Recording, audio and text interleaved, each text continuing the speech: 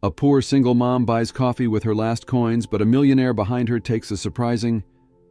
Have you ever wondered what would happen if a struggling single mom, down to her very last coins, found herself face to face with an old childhood friend who turned out to be a millionaire? In this extraordinary tale, a simple coffee purchase leads to a whirlwind of revelations, hidden betrayals, and a shocking moment when danger literally breaks through a window. From secret embezzlement plots to tearful reconciliations, you won't want to miss a single twist or turn in this heartfelt story of courage, hope, and unbreakable bonds.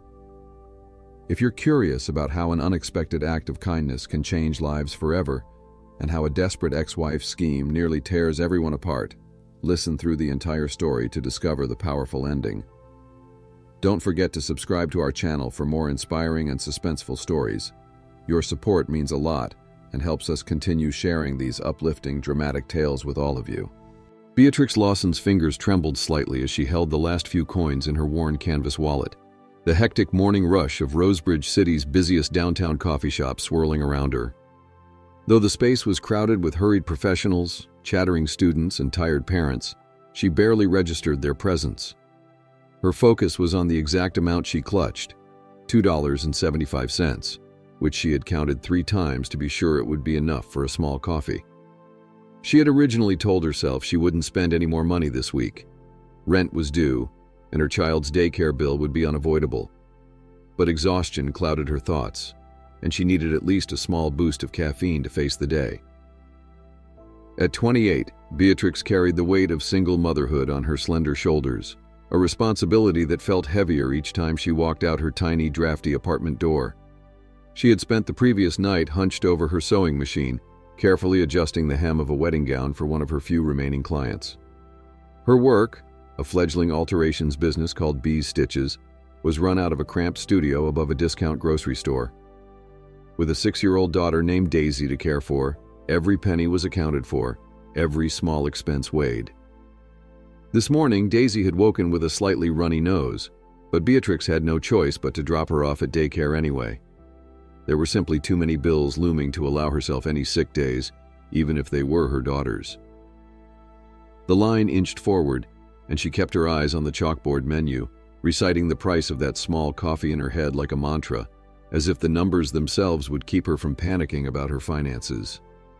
She was next in line. The barista, a red-haired woman with tired eyes, seemed to be doing her best to move things along quickly. Yet every second that ticked by only made Beatrix more aware of the meager coins in her hand. She felt a flush of embarrassment, worried that someone behind her might notice how carefully she was counting. "Next, please," called the barista, her voice just loud enough to cut through the background chatter. Beatrix stepped forward, trying to keep her voice steady. "Just a small coffee," she said, and placed her coins on the counter. A sense of shame washed over her. This was a simple cup of coffee, but it felt like a forbidden indulgence, like something she should not be spending the last of her coins on. Still, the fatigue behind her eyes and the tension in her neck told her she needed this small luxury to keep going. "Hold on," came a man's voice behind her, warm and somehow familiar. "Could you add a breakfast sandwich to that? And I'll have a large Americano, please." She turned to protest, but the words died on her lips. The man was tall, with dark, neatly styled hair, dressed in a sharp navy blue suit that fit him perfectly. He handed his credit card to the barista before Beatrix could manage a refusal. "Please, that's not necessary," she managed, her cheeks heating with the combined burn of gratitude and embarrassment. "I don't want to trouble—" "I insist," he interrupted gently, his expression kind. "Everybody deserves a decent breakfast now and then." As the barista rang up the revised order, Beatrix took a moment to study this unexpected benefactor. Something about his angled jawline and the gentle curve of his smile tugged at her memory. She searched her mind for a clue. It felt like déjà vu, the sense that she knew this man from a time that had almost slipped from her recollection. He seemed to sense her curiosity, because his eyes met hers with an intensity that made her heart skip. Once their orders were ready, he gestured toward a small round table by the window. "If you have a few minutes," he said, "I'd love to chat." Despite the long to-do list waiting at her alteration shop, Beatrix found herself nodding. There was a pull in his voice and a flicker of recognition in his gaze that she couldn't ignore. As they sat, she cradled the paper cup in her palms, trying to gather the courage to ask how he knew her. "My name is Damien Rutherford," he said, leaning forward slightly, his large Americano untouched before him. "I might be wrong, but did you ever live on Oakwood Lane, near the old Maple Street playground? House number 111? Beatrix felt her breath hitch as the memory of a leafy neighborhood flashed through her mind. She had lived at 111 Oakwood until she was 5 years old, at which point her parents moved to another part of Rosebridge to be closer to her grandparents. The mention of that particular address triggered a swirl of recollections: sunny afternoons in a rickety old treehouse, the smell of fresh-cut grass in summer, a raucous dog barking next door. "I did," she replied, still trying to match the name Damien Rutherford to the image in her memory. "We had a huge maple tree in our yard, and a swing set my dad built." Damien's smile widened. "I lived right next door for a while. We were best friends for about a year, until my family had to move very suddenly." A jolt of realization lit up her mind. She remembered a boy who had once run around with perpetually scraped knees and a missing front tooth. A boy who would knock on her door each morning and ask if she wanted to look for frogs in the creek behind their houses. That boy's name was Damon or Damien. Yes, Damien Rutherford. She had been so young at the time that the details had grown fuzzy, but she'd never forgotten the quiet heartbreak she felt when her best friend disappeared without even a chance to say goodbye. "I can't believe it," Beatrix breathed, setting her coffee down so she wouldn't spill it. You were the kid next door. My dad built that little treehouse for both of us to play in. One day you were just gone, and I remember waiting on our porch for days, hoping you'd come back. But you never did." Damien exhaled slowly, the corners of his mouth turning down with remorse. "My father lost his job and we had to sell the house. It was all so sudden. I wanted to say goodbye, but my parents hustled me into the car. They said it would be easier if I didn't make a scene. I was devastated." He paused as though weighing whether to continue. "Over the years I tried to find you. I wrote letters but never sent them. I didn't even know where you'd moved. This city's big, and back then, I couldn't just look you up online like we can now."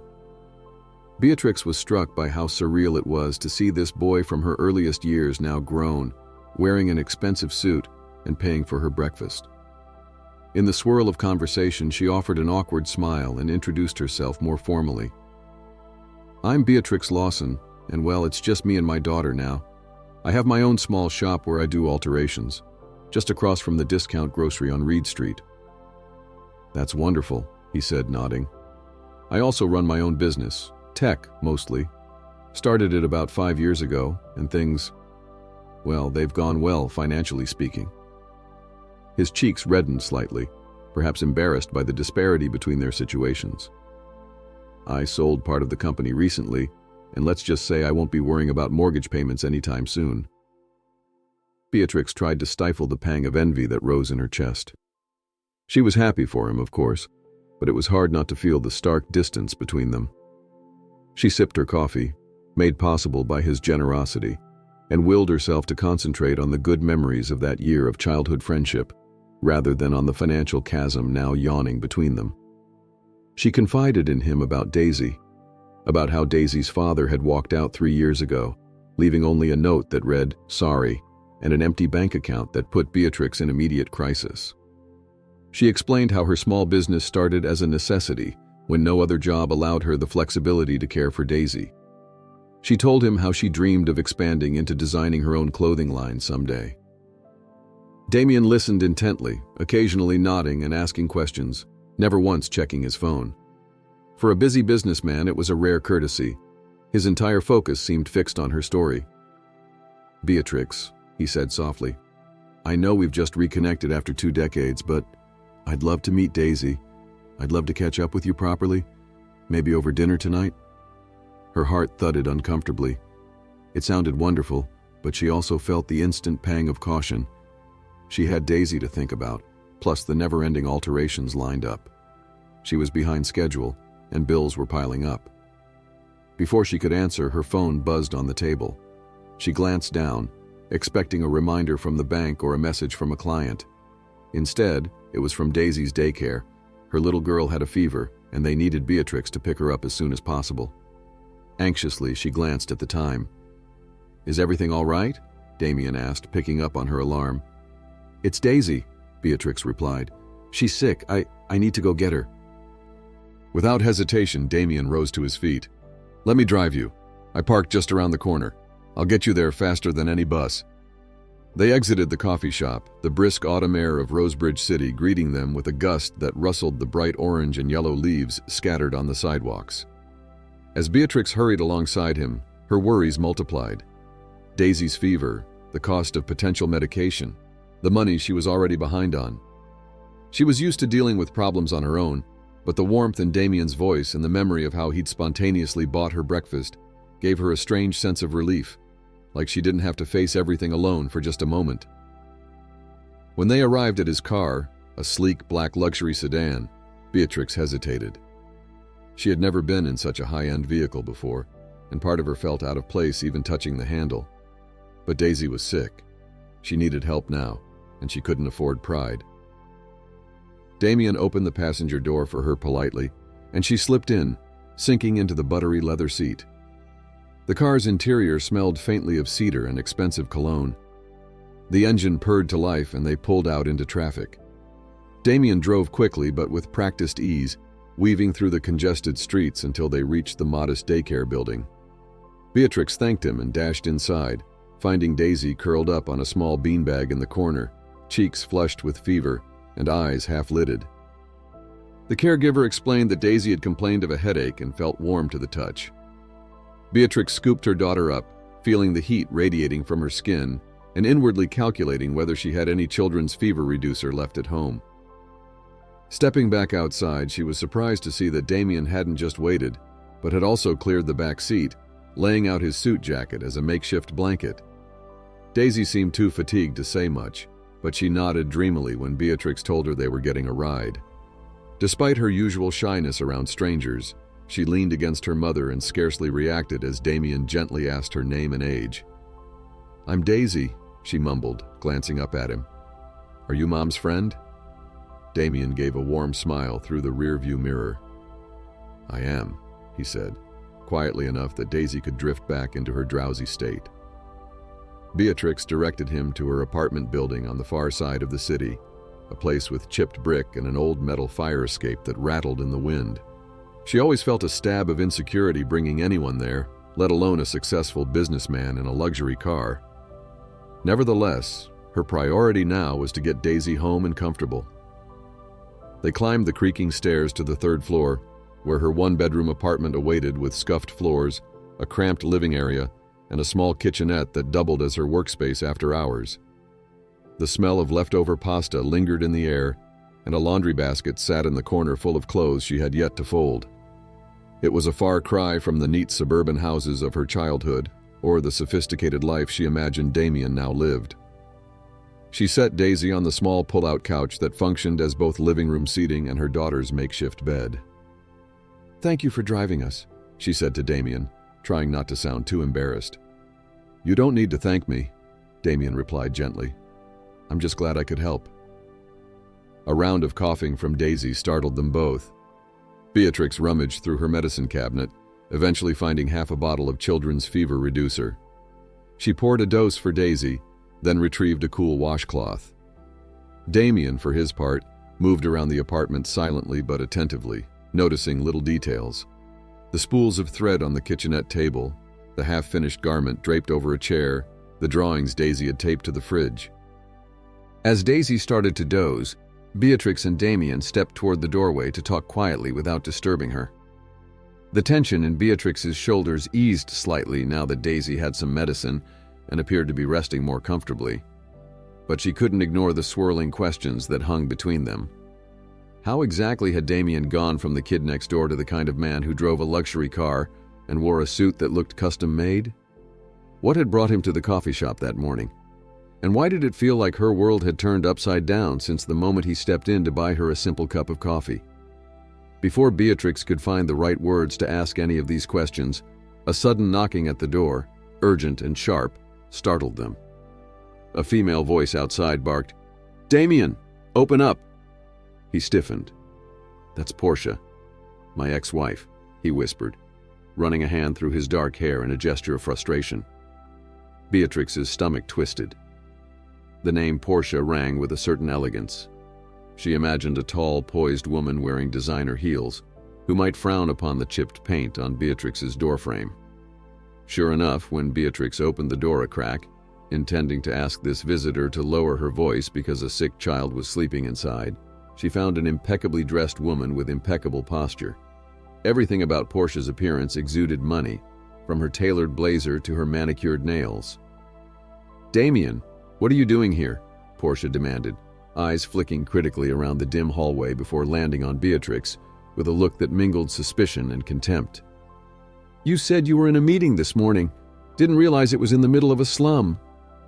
Beatrix gritted her teeth. This was her home, and no matter how worn it might look, it was hers. She could feel the anger and embarrassment flushing her cheeks as she held the door half closed. Damien stepped forward, blocking Portia's line of sight, so she couldn't fully see the interior of the apartment. "You followed me here? That's completely out of line. We are divorced, Portia. You have no right to track me down like this." Portia gave a brittle laugh. "Divorced but hardly done, Damien. Remember, the settlement negotiations are not finalized, and if you think I'm going to let you hide assets or cheat me out of what's rightfully mine, you're delusional." Beatrix felt an urgent need to end this confrontation quickly, lest Portia's raised voice disturb Daisy. "Could you please keep it down? My daughter is sick," she said, trying to maintain a polite tone. Portia's gaze whipped back to her, eyes narrowed. "Daughter? You have a child?" Then she looked Damien up and down. "Are you playing hero to some random single mother now? Or is this your new fling?" Before Beatrix could speak, Damien's voice took on a steely edge. "Enough, Portia. This is none of your business. We can discuss whatever legal matters remain through our attorneys, which is exactly how I wanted it." He placed a hand protectively on the door, ready to shut it. "You're not going to just shut me out?" Portia's voice rose, echoing down the hallway. "I know about your mother's investigation into my finances. She's trying to pin embezzlement on me, isn't she? Well, I'm not going to take the fall for anyone, especially not you and your precious mother." Damien inhaled sharply, and Beatrix caught a flicker of raw fury in his eyes, though he kept it contained. "Don't insult Genevieve," he said. "She's been CFO of my company for years, and she knows where every cent is and has gone. If she found discrepancies that lead to you, that's your problem, not ours." At that moment, a soft whimper drifted from the living room area, Daisy stirring. Torn between comforting her sick child and not wanting to leave Damien alone to face Portia's venom, Beatrix felt her pulse quicken. This entire scene was surreal. The wealthy ex-wife, the hints of illegal financial dealings, the tension that bristled in the cramped hallway of her too-small apartment. She just wanted a normal day, one in which she could finish her alterations and not worry about her bills or a new personal drama. Portia, noticing the sound, seemed to bristle. She opened her mouth for another retort, but Damien had reached the limit of his patience. "Portia," he said firmly, "if you don't leave right now, I'm calling building security and the police. We're done." That final sentence must have cut deep, because Portia's face went pale. With one last glare in Beatrix's direction, she spun on her stiletto heel and stalked off. Damien closed the door gently, then locked it. He exhaled as if letting out the weight of her accusations. "I'm so sorry," he muttered, turning back to Beatrix. "She's angry because she thinks I betrayed her, but the truth is she's the one who's been betraying my company and me for years." He glanced toward where Daisy lay. "Let me help settle Daisy, and then I'll try to explain everything." Beatrix checked Daisy's forehead again, breathing a small sigh of relief at feeling it a bit cooler than before. The medication was working, but Daisy needed rest. After a gentle word or two of comfort, her daughter's eyes fluttered shut again. In the background, Damien was texting someone on his phone, likely his mother or a security team. When she was sure Daisy had drifted back to sleep, Beatrix ushered Damien into the cramped kitchen, which was separated from the living area by only a partial divider. There, among her scattered spools of thread, measuring tapes, and the sewing machine, She finally had a private moment to speak. "That was quite a confrontation," she said, voice tight with the effort to stay calm. "I'm sorry you had to go through that here, but what exactly is going on between you and your ex-wife?" Damien rubbed his temples, looking weary. "Short version. I founded a tech company about 5 years ago. It grew fast, faster than I expected. My mother, Genevieve Rutherford, came on board as CFO when we started expanding internationally. We discovered some irregularities in the finances that pointed to Portia withdrawing large sums through shell accounts. After digging deeper, we realized she'd been funneling money out of the company." Beatrix's eyes widened in shock. "So she embezzled from you?" He sighed heavily, nodding. "Portia and I had already been having trouble. We married young, and I guess we both changed. But I didn't realize how much anger and resentment she'd built up until I discovered these illegal transactions. She denied everything and tried to put the blame on my CFO. But since my mother holds that role, it was personal. A major trust violation on top of everything else." Beatrix frowned sympathetically. "Is that why you two got divorced?" "It was the final straw," Damien answered. "We separated, and the official divorce came through earlier this year. But the settlement has been dragging on because Portia is furious that I froze her access to company assets. She keeps accusing me of trying to cheat her, and now she's apparently—" He paused, glancing uncomfortably at the door. "She's also tried to gather leverage against me by making false accusations in the media. That's probably why she barged in here. Maybe she followed me from the coffee shop. She's threatening to do anything, including blackmail, to get me to back off." The words hung in the air, heavy and unsettling. Beatrix felt a strange mixture of pity for him and fear for herself. Portia seemed unhinged enough to do something drastic. Beatrix didn't have the resources or mental bandwidth to deal with a vengeful ex-wife on top of everything else. "How about you?" Damien asked gently, steering the conversation back. "I know I've been telling you my problems, but I'm sure you have a lot on your plate too." Beatrix glanced at the clock on her wall, shaped like a large spool of thread, a thrift store find she'd repainted. "I have several alteration jobs due this week. One is a wedding gown that needs major reconstruction, bust, waist, hem. Another is a bridesmaid's dress that's due tomorrow morning. Plus, I'm supposed to meet a potential new client later this afternoon, but now Daisy's fever changes everything. I can't drag her around while she's sick." Damien appeared to consider something. "Would it help if you had someone watch Daisy while you work?" "I don't know. My usual babysitter is out of town, and I don't have many friends I can call on short notice. Besides, I barely know you." "I understand. But think about it. If you feel comfortable, I could stay here for a while. You could go to the shop, handle any urgent tasks, and then come back. I'll keep an eye on Daisy." He paused, noticing her hesitation. "Or I can pay for a private nurse or a caretaker to come here." The generosity caught Beatrix off guard. She bristled at the thought of becoming a charity case. "I'm not sure. I don't want to inconvenience you, and it's not your responsibility to—" "I want to help," he interrupted, gaze earnest. "It's the least I can do after losing you once before. I just found my childhood best friend again, and she has a sweet daughter who needs rest. Let me support you if that's okay." Her chest tightened with emotion. It felt surreal that her life, mere hours ago so desperate for a simple cup of coffee, had collided once more with Damien Rutherford. And yet, she couldn't deny how reassuring his presence was, nor how it stirred memories of simpler times in that old treehouse, the two of them so certain of their unbreakable bond. In the end, Beatrix accepted Damien's offer, though she insisted on clarifying the arrangement. "Just for an hour or two," she said. "Long enough for me to run to my shop and deal with the bridesmaid's dress. Then I'll come back here and take over." Damien's eyes sparkled with relief. "Take all the time you need, truly. I'll stay with Daisy, and if she needs anything, food, water, more medication, I'll handle it." Trying to steady her nerves, Beatrix scribbled down a set of instructions. The number for the pediatrician, Daisy's typical snack preferences, the correct dosage of fever reducer.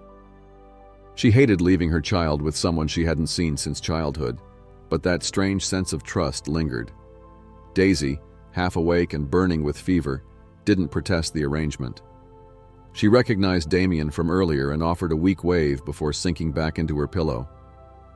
Beatrix hurried to her shop, a 10-minute ride on the city's rickety bus line. The shop itself was located on the second floor of an aging building whose bottom floor housed a discount grocery store specializing in bulk items.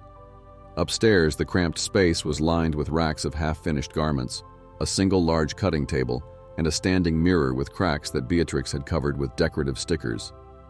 She quickly fired up her sewing machine and got to work on the bridesmaid's dress, cursing under her breath at how many layers of chiffon the client had requested to be shortened. Time ticked by in a haze of thread, fabric, and the hum of the machine. She managed to finish the immediate alterations an hour later than planned.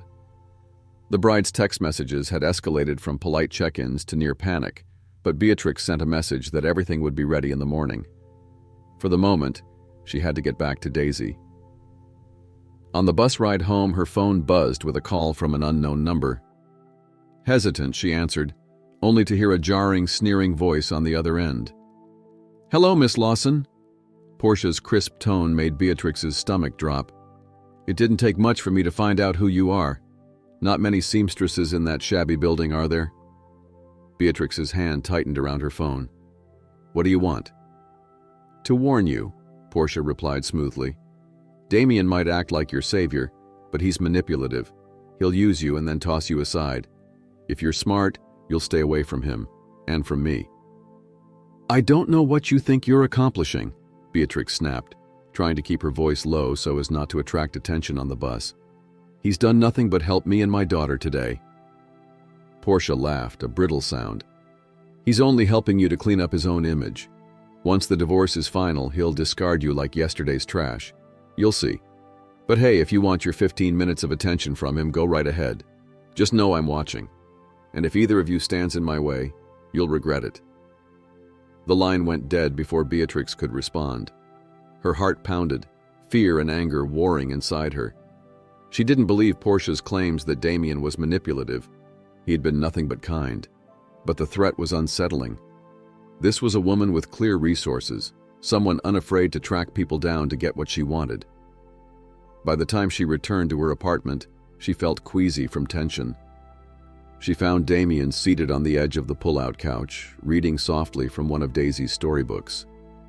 Daisy, though feverish, was awake enough to listen, her eyes shining with that innocent curiosity only children possess. Relief flooded Beatrix. She set down her bag quietly and moved to check Daisy's forehead. The child's temperature was down a bit, and she seemed calmer. Beatrix thanked Damien, fighting the sense of gratitude that threatened to choke her up. "How was the shop?" he asked, once Daisy was dozing again. "Busy," Beatrix replied, forcing a smile. She debated telling him about Portia's call but decided to hold off for the moment. He had enough on his plate, and she didn't want to drag him into more tension. "Thank you for watching, Daisy." Damien nodded. "I just made some soup for her. It's on the stove if you want some. I hope that's okay. I found some canned chicken soup in the cabinet." Beatrix's eyes glistened unexpectedly. That's really thoughtful." She realized then just how badly she missed having another adult around to help with everyday crises. Not long afterward, a brisk knock rattled the door once more. This time, Beatrix felt her nerves spike, worried it might be Portia or some unwelcome visitor. She motioned Damien to stay with Daisy while she cautiously approached. "Who is it?" she asked, voice laced with tension. A dignified tone replied through the door. "My name is Genevieve Rutherford. I'm looking for my son, Damien. I was informed he might be here. I mean no harm."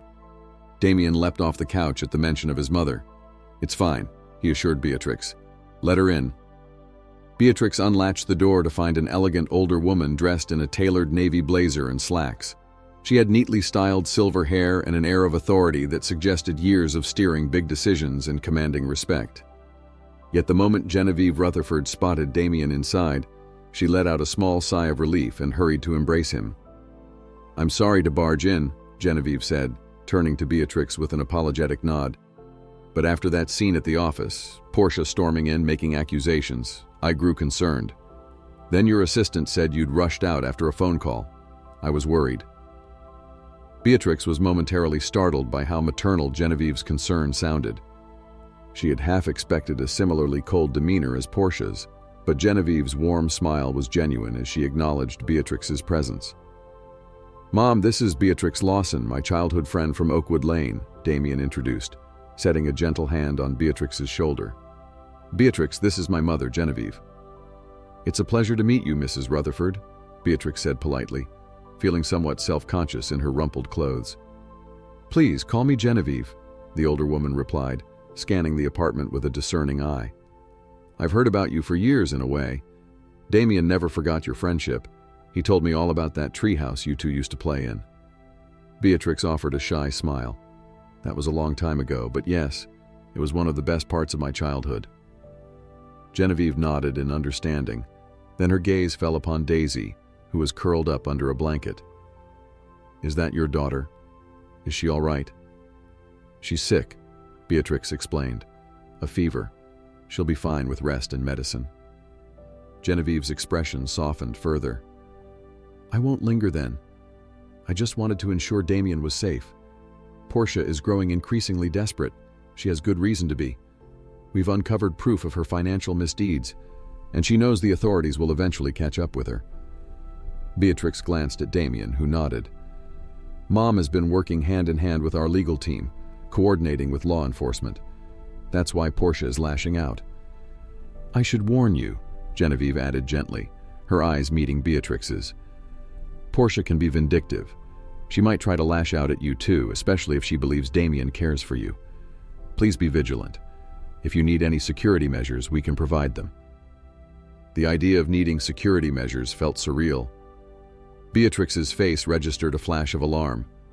I just want to keep my daughter safe and run my business in peace." Damien gently squeezed her shoulder again. "That's all I want too, for you and Daisy to be safe." Genevieve gave a small, reassuring smile. "I won't keep you any longer. I only came to check up on my son and to extend any help I can. Here, take my card," she said, pressing a neatly printed business card into Beatrix's hand. "If you need anything, don't hesitate to call me, day or night." With that, Genevieve stepped away toward the door. Damien followed her out into the hallway, speaking in hushed tones. Beatrix busied herself making sure Daisy was still sleeping comfortably, though she couldn't help overhearing snippets of conversation. Something about next steps, possibly involving law enforcement or additional legal measures. When Damien returned, his expression was a mix of concern and determination. "Mom's going to push for an official injunction if Portia tries any more intimidation tactics. In the meantime, she thinks it's best if we stay somewhere safer. Maybe my penthouse at the Valor Heights building." Beatrix's heart skipped. "We?" Damien nodded firmly. "I won't let you and Daisy stay unprotected, not when Portia is storming around. Please consider it." Beatrix didn't sleep well that night, torn between the pressing reality of Daisy's fever and the swirl of new, unsettling possibilities. She woke up multiple times to check her daughter's temperature, to refresh the cool washcloth on Daisy's forehead, and to stare at the cracked ceiling with her thoughts racing. Damien had stayed late, making sure everything was all right. Around midnight, when Daisy seemed stable, he finally left, promising to call her first thing in the morning. Morning arrived with a soft, pale light filtering through the dusty curtains. Daisy's fever had broken overnight, leaving the little girl tired but with a cooler brow.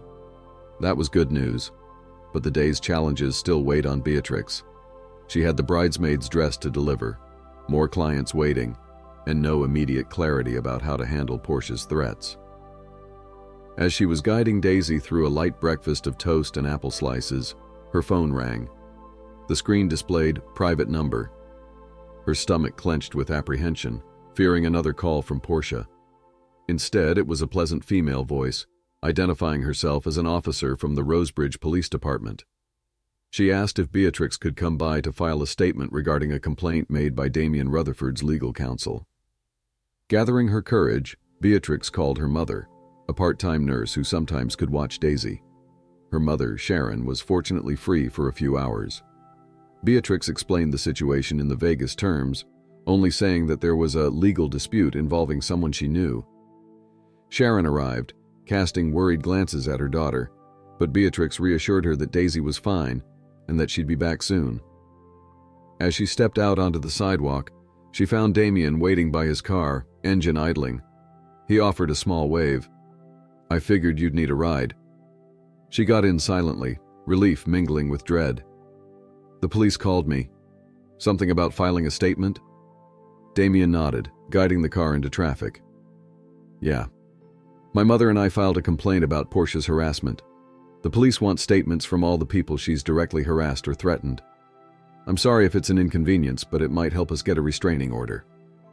"All I want is for Daisy to be safe," Beatrix murmured, staring out the passenger window. "If giving a statement helps achieve that, then I'll do it." The police station was a gray concrete building that loomed over a busy intersection. Inside, the sterile fluorescent lights and the chatter of officers typing reports filled Beatrix with an odd sense of vulnerability. An officer led her into a small interview room where she recounted Portia's phone call in detail, describing the threats and intimidation. She also mentioned how Portia had shown up at her apartment. The officer took notes, asked clarifying questions, and assured her that they were taking the matter seriously. After about 45 minutes, she emerged to find Damien in the hallway, talking to another officer. He wrapped up his conversation as she approached, slipping his phone back into his pocket. "Everything okay?" he asked, voice hushed. She nodded. "Yes. I told them everything." "Thank you," he said, leading her gently toward the exit. They stepped out into the crisp morning air, the sky a brilliant blue overhead. Now that you've given your statement, they have more grounds to issue an official warning or possibly a restraining order. But none of that will be immediate. Portia has resources, and she knows how to dodge or delay legal processes. Beatrix sighed. "So what do we do in the meantime? Daisy can't live in fear. I can't be jumping at every shadow when I go to work." Damien paused by his car. "I still think you should consider coming to the penthouse with me, at least until the situation calms down. I have private security there, and my mother is on good terms with the building's management. They'll make sure no unauthorized person gets inside." It was a tempting offer. The idea of an upscale penthouse, completely out of her budget, felt like stepping into another universe. But Daisy's safety was paramount. Beatrix found herself nodding reluctantly. "I'll think about it. My mother can watch Daisy for a couple of hours, but I'll have to go back eventually. We can't just leave all of our things behind." "We'll figure it out," Damien said, voice gentle. "One step at a time." By late afternoon, Beatrix had managed to juggle her pressing business obligations. She delivered the bridesmaid's dress and took on a few walk-in repairs, while balancing a flood of questions about her shifting reality. Between sewing sessions, she called Damien to check in, then arranged for her mother to drive Daisy downtown for a pediatric follow-up. The quick exam revealed Daisy was already on the mend, which was one piece of good news in a sea of uncertainty. Early that evening, Beatrix decided to tentatively accept Damien's offer of safer accommodations, at least for a few days until Portia's threats cooled off. Gathering some clothes for Daisy and a few personal items, she explained to her daughter that they'd be staying somewhere else for a short while, a place with better security so that nobody could bother them. Daisy, still a bit weary from her fever, showed mild curiosity but no objection. At 6 years old, she was more concerned about her stuffed rabbit, Mr. Tibbles, making the trip than any notion of a dangerous ex-wife on the loose. When Damien arrived at the apartment to pick them up, he came accompanied by a discreetly dressed security guard who introduced himself as Mr. Galloway. "I'll just be here to ensure your transition to Mr. Rutherford's residence goes smoothly," he said with a polite nod. "Nothing to worry about." Beatrix gulped back the swirl of emotions. This felt extraordinary, like a scene from a spy movie where someone under threat was whisked away to a safe house. Yet it was real. She guided Daisy down the stairs, carrying a small duffel bag and Mr. Tibbles clutched under her arm. Mr. Galloway took up a position behind them, scanning the surroundings with sharp, vigilant eyes. The drive to Valor Heights took them into a luxurious part of the city. Gleaming skyscrapers towered over well-maintained streets, and doormen in crisp uniforms stood outside high-end buildings. The penthouse itself was on the top floor of a sleek glass structure that offered panoramic views of Rosebridge City's skyline. Upon stepping out of the elevator, Beatrix felt her breath catch. The hallway alone, with its marble floors and soft ambient lighting, was more ornate than her entire apartment building. Damien opened the door to a spacious living area, framed by floor-to-ceiling windows. Modern furnishings in neutral tones gave the place a minimalistic yet undeniably opulent feel. A large sectional couch, a sleek glass coffee table, and tasteful artwork on the walls all spoke to the occupant's wealth, and, Beatrix noted, a certain refined style that might have come from an interior designer's vision. Daisy's eyes widened, momentarily forgetting her fatigue. "Wow, Mom, this place is huge!" she exclaimed, voice echoing slightly. "There's so many windows!" Damien smiled, looking as though he was both proud and slightly embarrassed by the obvious extravagance. "Welcome," he said, setting down Beatrix's bag. "I know it can be a bit overwhelming at first, but it's safe here. The building has a 24/7 doorman, a keycard elevator system, and security cameras in the halls." Beatrix nodded, her heart still racing as she took in the surroundings. She was acutely aware of the distance between her own lifestyle and this. Though she could appreciate the comfort, a pang of self-consciousness gnawed at her. "Thank you," she managed, her voice subdued. "No need to thank me," Damien insisted softly. "I just want to be sure you and Daisy are safe." Before they could get further acquainted with the penthouse, the sound of heels clicked across the marble floor. Genevieve Rutherford appeared from an adjoining room. "I came to make sure you arrived okay," she said, her expression lighting up at the sight of them. "I've spoken with the building manager. He's aware of the situation with Portia. Rest assured, no unauthorized guests will get up here." Daisy tugged on her mother's sleeve. "Mom, can I go look at that balcony?" she asked, pointing to a glass door that led outside. Genevieve smiled warmly. "I'll go with you. It's a beautiful view of the city lights." Beatrix nodded, grateful for the older woman's kindness. As Genevieve walked off hand in hand with Daisy, Damien gently guided Beatrix toward the living room. "I know this is a huge change for you, so please let me know if there's anything that would make you more comfortable." She looked around, still trying to comprehend the shift from her one-bedroom apartment to this sky-high refuge. "I just don't want to be a burden," she admitted. Later that night, after Daisy had fallen asleep in one of the penthouse's guest rooms, complete with soft linens and plush pillows that nearly swallowed her small frame, Beatrix found herself alone with Damien in the open-plan kitchen. The city lights sparkled through the floor-to-ceiling windows, casting shimmering reflections across the sleek countertops. Over steaming mugs of chamomile tea, they finally had a chance to talk without the immediate worry of Portia bursting through the door or Daisy's fever demanding attention. "I never expected to run into you again," Beatrix said, tracing the rim of her mug with her fingertip. "Especially not like this. A simple cup of coffee changed everything." Damien exhaled a small laugh. "I've had that same thought. You have no idea how many times I'd hoped we might cross paths. I knew you were still in Rosebridge, but I didn't know where. When I saw you that morning counting those coins..." His voice trailed off, eyes distant. Something in me wanted to help, to step in. Then I realized who you were, and it felt like a sign." She studied him closely, recalling the wide-eyed boy who used to insist they hunt for frogs after school, the one who cried when he scraped his knee but then smiled the moment she brought him a bandage. Now he was a polished businessman dealing with complicated legal battles, ex-wives, and penthouse real estate. Yet the genuineness in his gaze, the same kindness that once motivated him to split his popsicle with her on hot afternoons, remained intact. "Thank you," she said softly, "for helping with Daisy, for letting us stay here, and for caring." He reached across the small space between them, resting his hand gently atop hers. "Always. Beatrix, I know this is fast and intense, especially with the chaos Portia has brought. But it doesn't change the fact that I'm happy you're back in my life. He paused, hesitant, as if weighing whether to continue. "I found some old notes I wrote as a kid meant for you after my parents made me leave Oakwood Lane. I never got to send them, but in one of them I actually wrote that I wanted to marry you someday." A half-embarrassed grin tugged at his lips. "Childish, I know, but I was so earnest back then." Beatrix felt warmth spread through her chest, both touched and unsettled by the tender confession. "We've both lived entire lives since then," she said.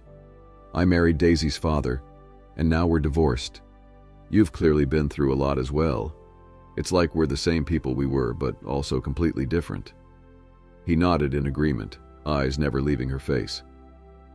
"I don't expect us to pick up where we left off at age 5, but I do know I want to see where this goes, to learn who you are now, to be there for Daisy if she'll let me. And once we deal with Portia," he exhaled, "I just want normalcy with you. Is that crazy?" She let out a nervous laugh. "I guess normal doesn't really define us right now, does it?" The moment was broken by a soft chime from Damien's phone. Glancing at the screen, he frowned. "A message from my attorney. Portia was spotted leaving the state earlier today. They think she may be heading to the Caymans." Beatrix's shoulders relaxed slightly. "That means she's not here, right?" "It means for the moment she's out of the country, but it also means she'll try to move whatever funds she can to offshore accounts. My mother is coordinating with law enforcement, freezing what we can. The good news is, if Portia really did skip town, she's less likely to harass us in person. The bad news is, she'll keep making trouble from afar." Beatrix nodded. It wasn't an ideal resolution, but it provided some short-term relief. Tomorrow, she could head to her shop, pick up more of her equipment, and maybe even start on that next big alteration project without constantly glancing over her shoulder. Damien slid off his stool, walking around the kitchen island to gently brush a stray lock of hair from Beatrix's face. "No matter what happens next, I promise I won't let you or Daisy get caught in the crossfire. You're both too important to me." In that stillness, high above the city streets, Beatrix felt a surge of gratitude and a flicker of hope. She might not have answers to all the questions swirling in her head, but she believed him. The boy she once knew, the boy who helped her chase butterflies in the yard, who once wrote love notes at age 5, was still in there, shaped but not broken by life's twists. And so she leaned in, resting her head on his shoulder, letting the warmth of his presence chase away the shadows of uncertainty, at least for a moment. Somewhere in the back of her mind, she imagined that old treehouse, the one her father built on Oakwood Lane, and she wondered if the real treasure they'd found back then wasn't the hidden stash of Hot Wheels cars and costume jewelry, but a bond that, despite 2 decades of separation, never truly broke. Looking back on everything, those first trembling moments of counting change, the unexpected reunion at the coffee shop, and the wave of chaos that followed, it's clear that resilience and kindness can outshine even the darkest threats. From a single cup of coffee shared between old friends to a budding partnership built on trust and support, we've seen how adversity can lead to new beginnings and stronger bonds. In my personal view, the power of love and empathy is what truly saved the day. Beatrix, Damien, and little Daisy showed us that no hurdle is too high when people come together with open hearts. Now, as they stand on the threshold of a promising future, the question remains: what do you think about their journey? We'd love to hear your thoughts. Comment below and share your opinions or experiences. Let's discuss how each twist shaped their destiny, and how kindness might just transform all of our lives. Don't forget to subscribe for more inspiring stories.